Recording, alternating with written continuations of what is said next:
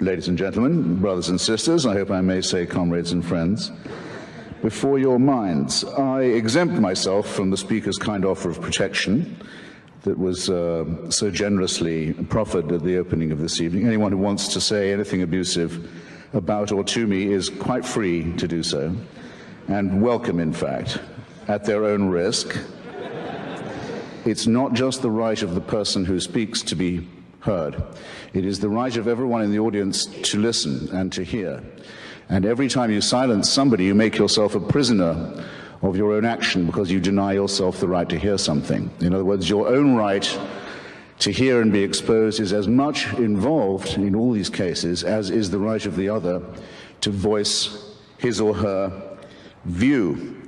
Indeed, as John Stuart Mill said, if all in society were agreed on the truth and beauty and value of one proposition, all except one person, it would be most important. In fact, it would become even more important that that one heretic be heard, because we would still benefit from his perhaps outrageous or appalling view. In more modern times, this has been put, I think, best by a personal heroine of mine, Rosa Luxemburg, who said that the freedom of speech is meaningless unless it means the freedom of the person who thinks differently.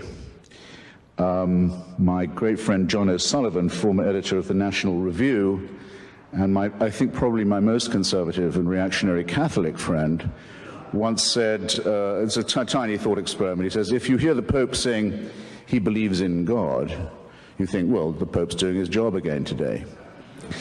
If you hear the Pope saying he's really begun to doubt the existence of God, you begin to think he might be onto something.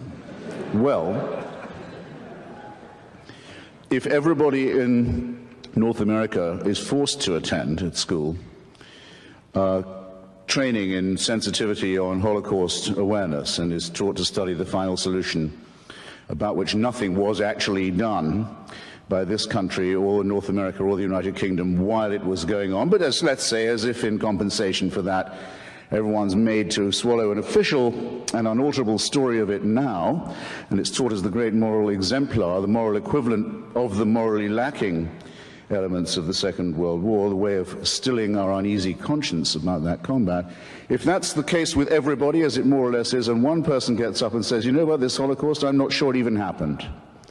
In fact, I'm pretty certain it didn't. Indeed, I begin to wonder if the only thing is that the Jews brought a little bit of violence on themselves. That person doesn't just have a right to speak. That person's right to speak must be given extra protection, because what he has to say must have taken him some effort to come up with, might contain a grain of historical truth, might in any case give people to think about why do they know what they already think they know.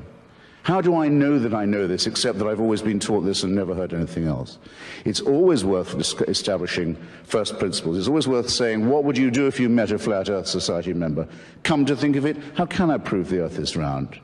Am I sure about the theory of evolution? I know it's supposed to be true. Here's someone who says there's no such thing, it's all intelligent design. How sure am I of my own views?